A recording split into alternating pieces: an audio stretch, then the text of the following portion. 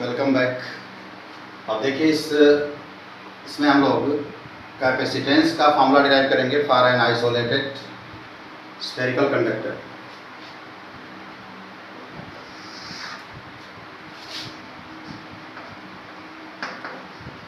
Capacitance of N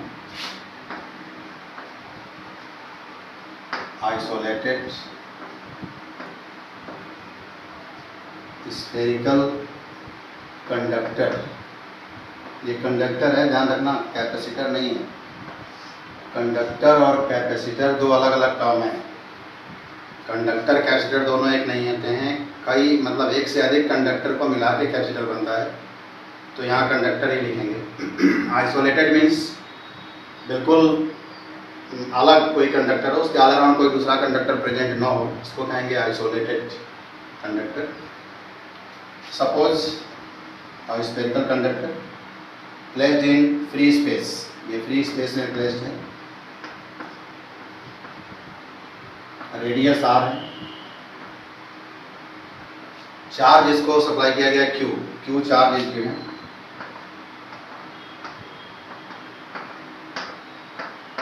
आप लोग property पढ़े हैं, जो भी चार्ज आप कंडक्टर को देते हैं वो इसके सरफेस में रिसाइड करता है। इनसाइड द कंडक्टर कोई चार्ज नहीं होता।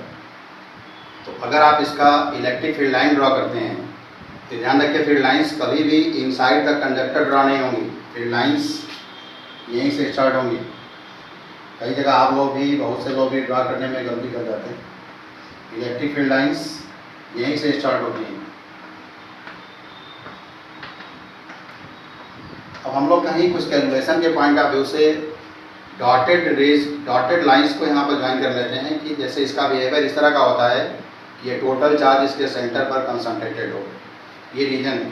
तो अगर हम लोग मान लो इसके सेंटर तक आ रहे हैं, तो अगर सेंटर पर आप लाइंस को शो करना चाहते हैं तो डॉटेड मतलब लाइंस है नहीं, हम ऐसे ही इमेजिनरी लाइंस ऐसे ही ले रहे हैं, तो डॉटेड लाइन ऐसे करके ड्रॉ कर रहे हैं।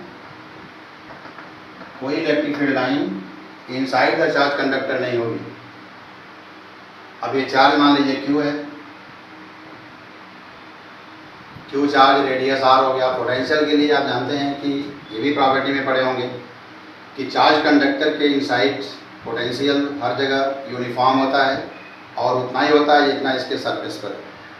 तो सरफेस का पोटेंशियल ही इनसाइड हर जगह, क्योंकि inside charge conductor electric field zero है।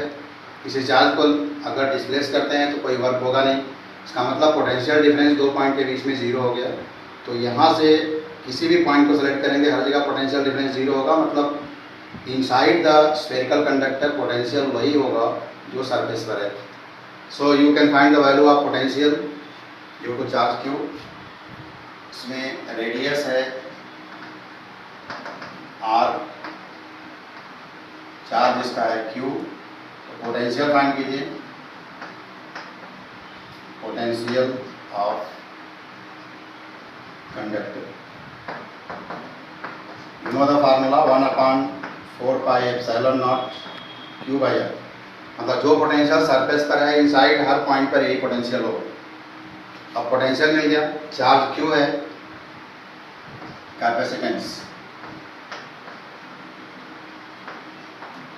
Capacitance of conductor.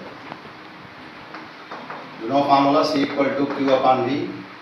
तो Q/, ये V का वैल्यू पुट कीजिए, 1/4 pi epsilon naught Q by R। Q cancel, ये पूरा का पूरा टर्म ऊपर आ जाएगा, 4 pi epsilon naught R, यानी C = 4 pi epsilon naught R। ये फ्री स्पेस में था। अगर कोई दूसरा मीडियम आता है तो epsilon naught K × R हो जाएगा, डाइलेक्ट्रिक कांस्टेंट से मल्टीप्लाई हो जाएगा। C directly proportional to R, ये कंडीशन है। आइसोलेटेड स्फेरिकल कंडक्टर का कैपेसिटेंस हो जाएगा 4 pi epsilon naught R। Earth can also be treated as an isolated spherical conductor. Earth को भी हम लोग सपोज कर सकते हैं स्फेरिकल आइसोलेटेड कंडक्टर। तो अर्थ का कैपेसिटेंस या कैपेसिटी अगर कहीं फाइंड करना हो तो यही फॉर्मूला यूज़ करेंगे। अर्थ का रेडियस पुट कर देंगे, उसका कैपेसिटेंस मिल जाएगा। जैसे मान लो अर्थ का रेडियस आपको बताया 6400 kilometre, 6.4 into 10 power 6 meter. So what will be its capacitance? 4 pi epsilon naught r. What will be value of this 4 pi epsilon naught? It will be 1 upon 9 into 10 power 9 और ये है 6.4 into 10 power 6. अब 6.4 को 9 से divide कर दो 0.7 9 7 जा 63 171 हो गया इंटू 10 पावर -3 हो जाएगा फैरेड. 9 से डिवाइड करेंगे तो पॉइंट और 9 7 जा 63 110 हो जाएगा 9 1 जा 9 तो 0.71 इंटू 10 पावर -3 फैरेड जो 1 फैरेड से बहुत ही कम है. इसका मतलब अर्थ की कैपेसिटी भी 1 फैरेड की नहीं है. तो जिस किसी कंडक्टर का कैपेसिटेंस 1 फैरेड होगा आप इमेजिन कर सकते हो कि उसकी साइज़ कितनी बड़ी होगी. अब अर्थ से बड़ा कोई कंडक्टर तो अर्थ के सरफेस पर ला पाना पॉसिबल नहीं है. इसका मतलब कि 1 फैरेड कैपेसिटी वाले किसी कंडक्टर को प्रैक्टिकली इनकन्वीनियंट हो गया हो, प्रैक्टिकली हम कहीं उसको नहीं रख सकते हैं. 1 फैरेड, अब यहाँ से इमेजिन कीजिए कितना लार्जर यूनिट है. ये टर्म एक बार समझ लीजिए इसमें. अब इसके बाद एक टर्म ये आता है कि कैसे हम लोग अभी मैक्सिमम चार्ज को स्टोर करेंगे. मैक्सिमम चार्ज स्टोरेज के लिए एक दूसरी डिवाइस को कंस्ट्रक्ट किया जाता है जिसको कहते हैं कैपेसिटर. तो अब हम लोग डिस्कस कर रहे हैं यहाँ कैपेसिटर.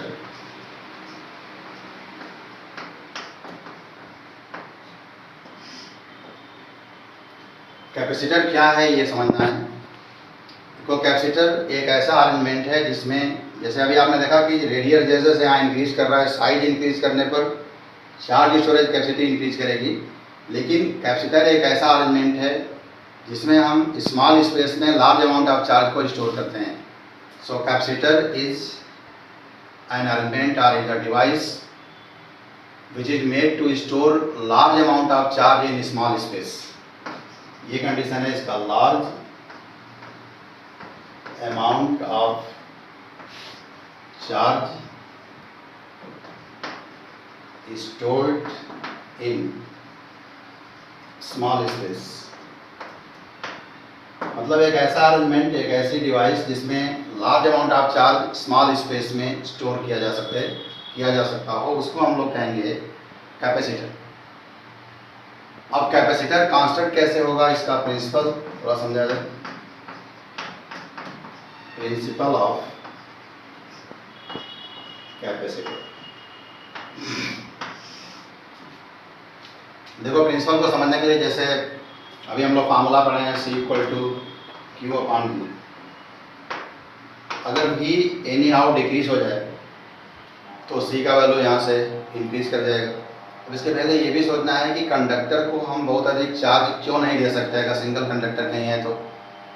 जैसे मान लो ये कोई कंडक्टर है, इसको जो भी हम चार्ज सप्लाई करते हैं वो इसके पोटेंशियल पर डिपेंड करता है. पोटेंशियल के according electric field intensity generate होती है और कोई भी मीडियम एक सर्टेन इलेक्ट्रिक फील्ड से अधिक इलेक्ट्रिक फील्ड को बियर नहीं करता है. जैसे जितने इंसुलेटिंग मीडियम की बात हम लोग कर रहे हैं, एयर है, कोई और भी इंसुलेटिंग मीडियम है, तो सबके लिए एक उसकी कैपेबिलिटी है, कैपेसिटी है कि कितने इलेक्ट्रिक फील्ड को वो बियर कर पाएगा.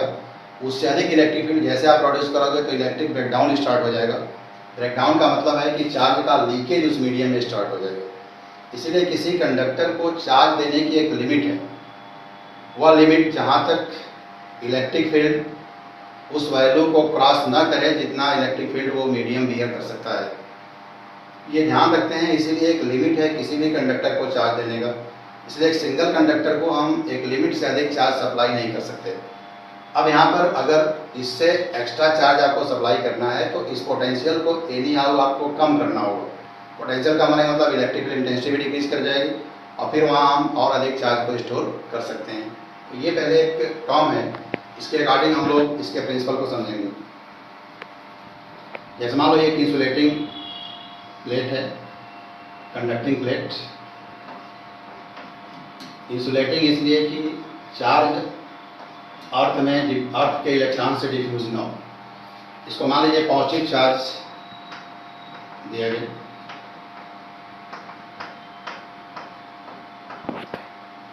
अब यहाँ हमने कहा कि कैपेसिटी इंक्रीज करने के लिए anyhow we have to minimize its potential, potential को कम करना है।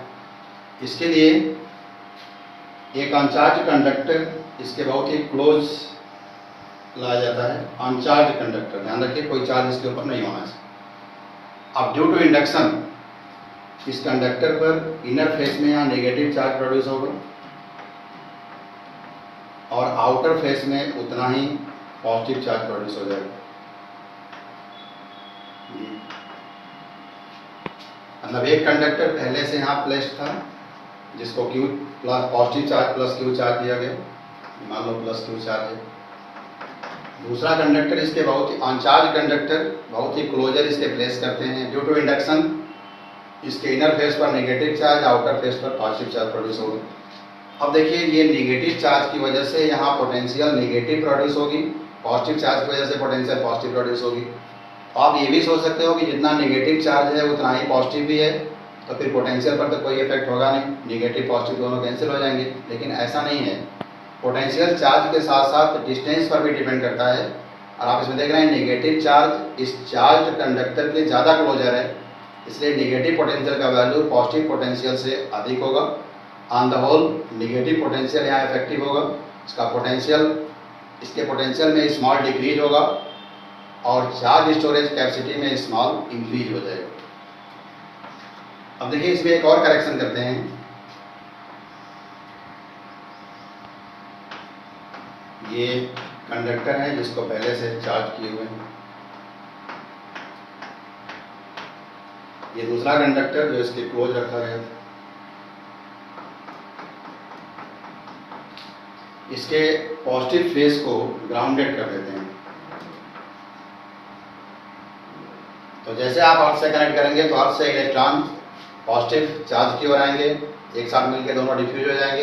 तो यह जो पॉजिटिव चार्ज पोटेंशियल इंक्रीज कर रहा था वो कंप्लीटली डिफ्यूज हो गया, इलेक्ट्रॉन अर्थ से जो इलेक्ट्रॉन आए उसको डिफ्यूज कर दिए। तो अब क्या हुआ, अब केवल नेगेटिव चार्ज का इफेक्ट हुआ, नेगेटिव पोटेंशियल यहाँ प्रोड्यूस होगा और पोटेंशियल बहुत अधिक डिक्रीज कर दिया, यानी large decrease in potential produce हुआ। That's why large charge storage capabilities के डेवलप हो गई और यही जो अरेंजमेंट डेवलप किया गया इसी अरेंजमेंट को कैपेसिटर कहा गया। इसका चार्ज अगर प्लस क्यू है तो यहाँ चार्ज हो जाएगा माइनस क्यू। बीच में कोई डाइलेक्ट्रिक मीडियम ले सकते हैं, कोई इंसुलेटिंग मीडियम जिसमें चार्ज स्टोर होगा, एनर्जी स्टोर होगी। तो अब इस बेसिस पर कैपेसिटर को कैसे डिफाइन करेंगे? Capacitor is an arrangement of a pair of conductors which are separated by a small distance or separated by an insulating medium having equal opposite charge and separating by an insulating medium. So we can define capacitor as a capacitor is an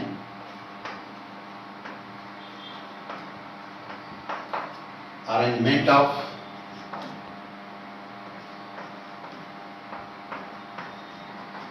a pair of conductors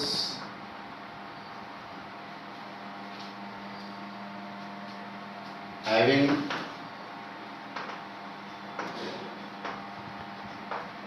equivalent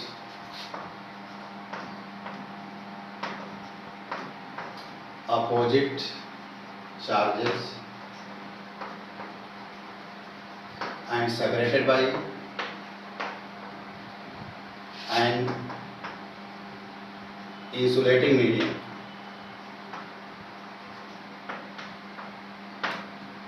insulating medium से separated हो, equal opposite charge हो, इसको हम लोग कहेंगे capacitor.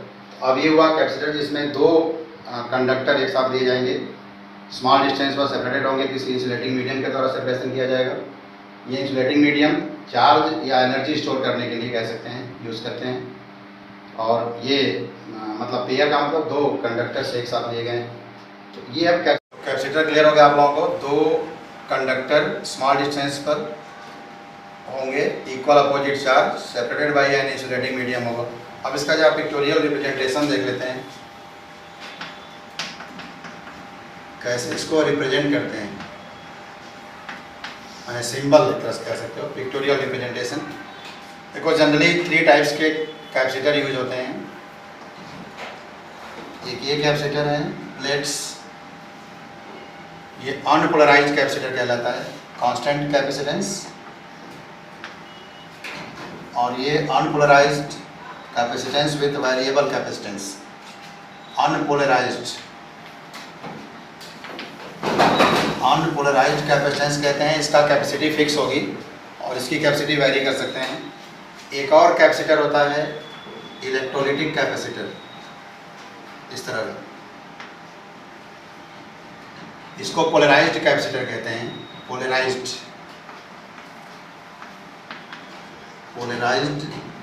Capacitor या electrolytic capacitor है। इसमें एक मेटल प्लेट होता है जिस पर जनरली पॉजिटिव चार्ज होता है और मेटल का ऑक्साइड ही इसमें इंसुलेटिंग मीडियम फॉर्म करता है। इसमें 2 प्लेट्स होते हैं, 2 कंडक्टर होते हैं, conducting plate, equal opposite charge होता है।